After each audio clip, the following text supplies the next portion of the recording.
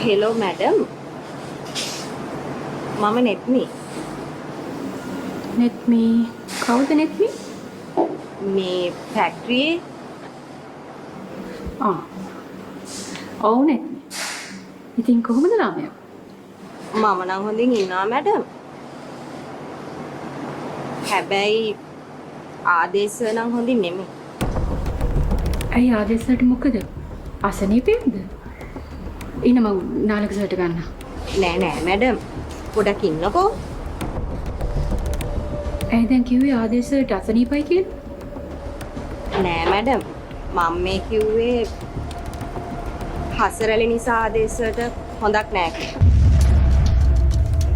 ඇයි?